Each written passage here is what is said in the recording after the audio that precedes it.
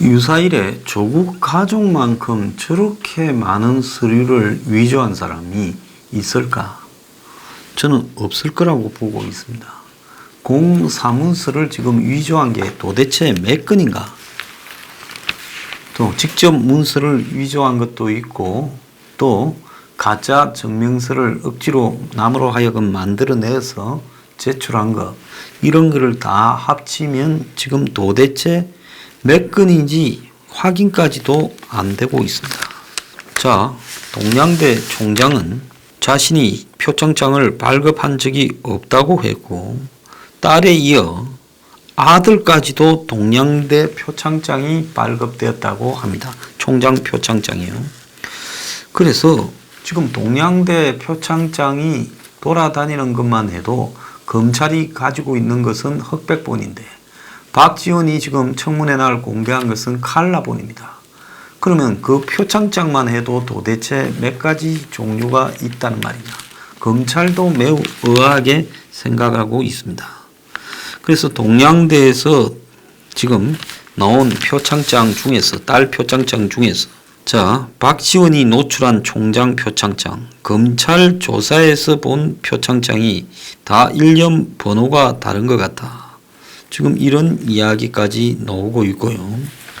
또 아들 표창장까지 등장을 했고, 그 다음에 서울대 공익인권법센터에서 인턴 증명서가 여태까지 나온 것과 아들이 받은 게 또 다르다라고 지금 이야기가 나오고 있고, 조국 딸도 지금 여기에서 인턴 증명서를 받았는데 조국 딸의 인턴도 제대로 한 것인가 지금 의문이 나오고 있고, 아들 거는 위조가 아닌가. 그래서 아들의 서울대 인턴 증명서가 지금 스모킹건이다 이야기가 나오고 있습니다. 그러면 동양대와 지금 서울대에서 다 딸 아들이 나오고 있죠. 그 다음에 이 퀴스트의 또 인턴 증명서, 딸 인턴 증명서 부분에서 3일 일했는데 3주짜리가 허위 발급됐고, 또 그 허위 발급된 걸 또 학교에 제출할 때는 또 조작된 오까지 나왔습니다. 자, 그리고 인턴십이나 각종 봉사 활동에서도 지금 이 의혹이 등장하고 있어서 서로 기간이 겹치는 부분도 나오고, 우간다 같은 경우에는 가지 않고도 갔다 하고도 나오고 있습니다. 자, 논문과 관련해서 지금 위조 의혹도 등장하고 있죠. 그 병리학회에서는 그 논문을 갖다가 취소시켰죠. 제1 저자로 올려준 단국대 교수는 조국 딸이 2장짜리 아주 조악한 초고만 냈다. 그래서 논문은 자기가 썼고 감사하다라고 번역해줬다고 그런 말 정도 해야 되는데, 자기가 그건 잘못했다라고 이야기를 하고, 딸 이 논문 파일에도 이 조국이 작성한 거 아니냐. 지금 그래서 조국이 학교 컴퓨터를 집으로 갖고 가서 자기 딸이 그 컴퓨터를 써서 조국이라고 파일의 앞뒤에 나와 있다. 이렇게 변명을 하고 있습니다만은 이 말도 지금 말이 되지 않습니다. 자, 공주대 인턴십도 결국은 부인이 대학 동창에게 연락해서 딸의 인턴십을 부탁을 한 걸로 나오는데, 이 인턴십도 지금 제대로 했는지 의문입니다.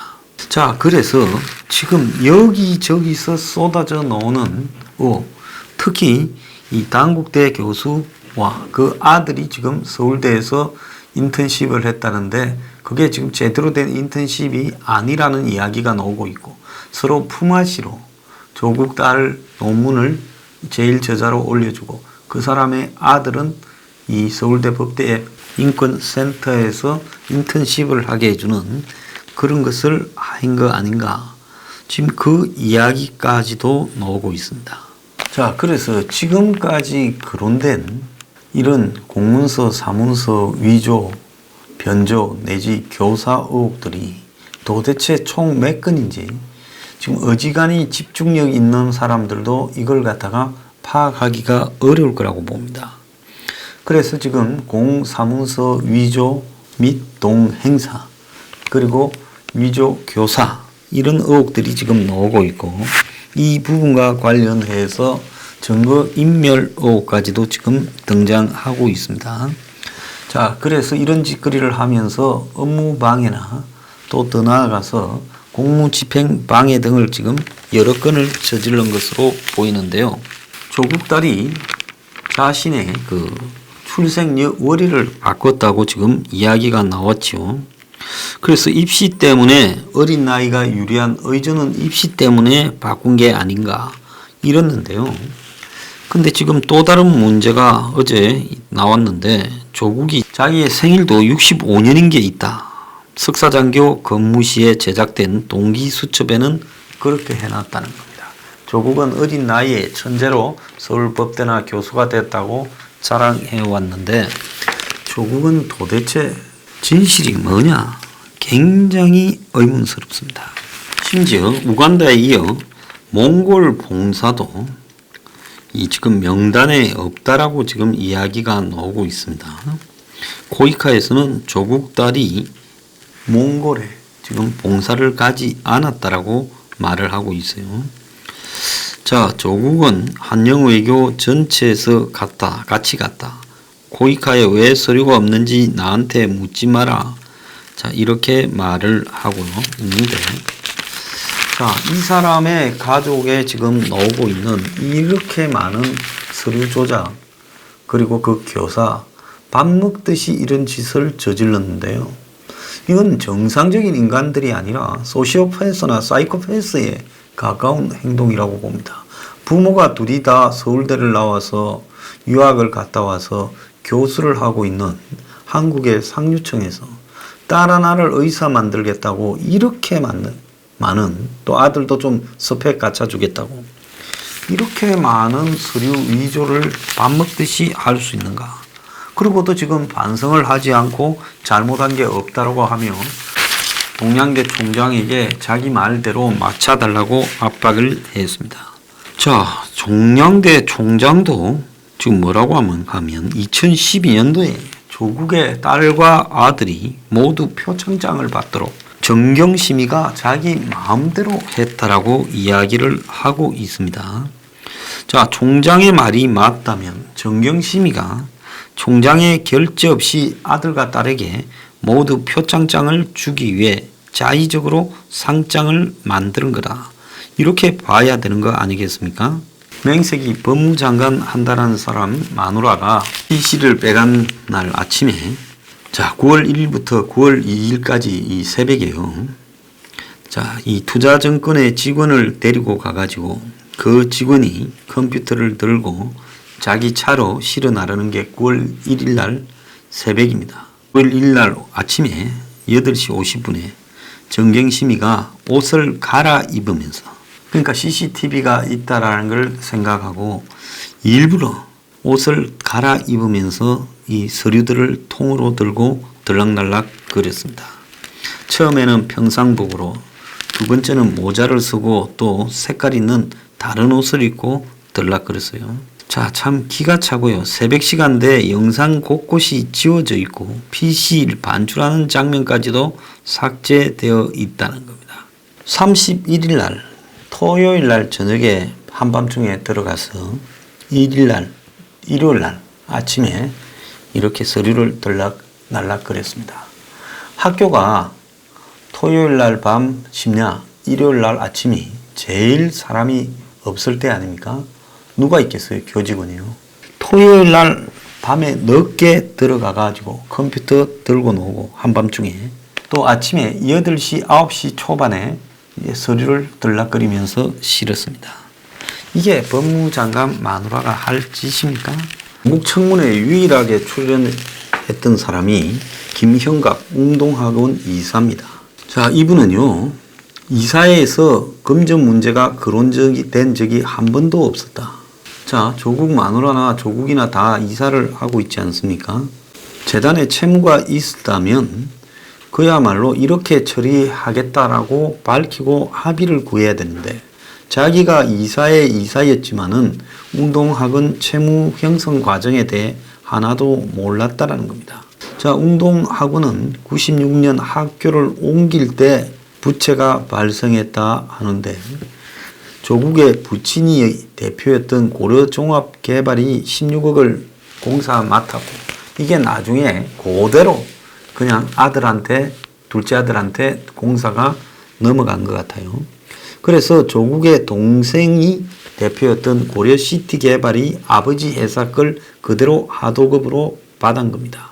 그런데 학교는 관련된 빚을 갚지 않고 고려종합건설 아버지 회사도 부도가 나면서 동생이 소속된 웅동학원이 그에게 채권을 갖게 되면서 사실상으로 일부러 돈은 빼돌리고 부채 채권은 동생한테 넘겨주는 편법 상속을 한 게 아니냐. 지금 이런 이야기가 나오고 있는 겁니다. 그리고 이 김 이사라는 분이 중요한 이야기를 했습니다. 웅동학원은 처음부터 지역인들이 후인들의 배움의 길을 열어주기 위해 출발한 학원이다. 조국 아버지가 인수하면서 안 좋은 점은 이렇게 국민이 알 정도로 여러 가지 일이 생긴 부분인데 솔직히 자기가 조국 아버지 친구다.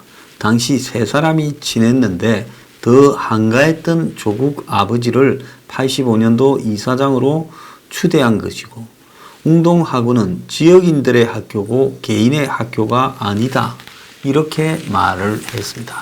그러니까 이 지역인들이 돈 모아서 만드는 학교를 가지고 조국 가족이 그 학교를 장악해서 그야말로 학교에서 온갖 빚을 학교로 떠넘기고 은행 빚을 학교 재산을 담보로 받아내고 또 그래서 빚은 다 빼먹고 다 빌린 돈들은 다 빼먹고 실제로 학교 짓는 것 빚은 그대로 남기고 그걸 갖다가 조국 동생한테 넘겨줘가지고 학교를 장악하려고 했던 것이 지금 그대로 나오고 있는 겁니다. 자, 그래서 이 조국이 학교를 사회에 환원하겠다 했는데 웅동학원은 누구 게 아니라 객출해서 세워진 학교다. 이론상으로 그게 맞지 않다. 그래서 그는 웅동학원에 조 후보 가족이 고용되는 것을 반대했다고도 말을 했습니다. 그 당시 조국 아버지 등에게 법인체의 친지들을 많이 기용해서 세를 규합하는 것은 좋은 현상이 아니다. 지역에도 얼마든지 학교를 사랑하는 사람을 이사로 추대할 수 있다. 이렇게 지금 지적을 했다고 했습니다. 웅동학원이 투명하게 이렇게 발생한 문제에 공개했다면 지금의 논란이 없었을 것이다. 말을 했어요. 검찰은 조국 동생에게 14억을 빌려준 한마디로 이 사채를 빌려 써준 사업가를 하나 불러서 조사하고 있는데요. 그래서 조 후보 동생이 이 돈을 빌리면서 담보로 채권을 지금 학교를 맡겼죠. 조 후보 동생은 이 돈을 14억 빌리면서 웅동학원이라는 데서 받아야 될 지채권을 담보로 했습니다. 이 부분까지 조사를 지금 하고 있다는 겁니다. 자, 지금까지 보면 조 후보 가족은 어마어마한 한마디로 공사문서 위조 사기범입니다. 한두 건도 아니고 한국 사회에 배웠다는 사람이 이렇게 많은 사기를 칠 수가 없어요. 근데 어떻게 이런 일을 할 수 있었을까? 놀라운 상황이라고 보고요. 또 학교 재단에도 보면 이거는 학교에 한마디로 유지들이 조금씩 동네 유지들이 땅 내고 산 내고 돈 내고 해서 만드는 학교를 차지해 가지고는 그 학교를 옮긴다면서 저렇게 은행 등에서 돈을 빼먹고 그리고 또 둘째 아들에게 공사시킨 것처럼 해서 공사 대금은 전부 빚으로 남겨서 학교 재산을 전부 둘째 아들에게 줘야 될 것처럼 만들고 또 둘째 아들은 그걸 담보로 사채까지 땡겨 쓰고 학교의 교직은 돈 받고 뽑고 그리고 그 일가들이 전부 다 조국부터 조국 마누라까지 학교 이사를 맡고 자, 이 사람들이 살아가는 모습을 보면 이거 하나만으로도 이거는 정신병원으로 가야 될 사람이지 법무장관을 할 사람이 아니다라는 겁니다.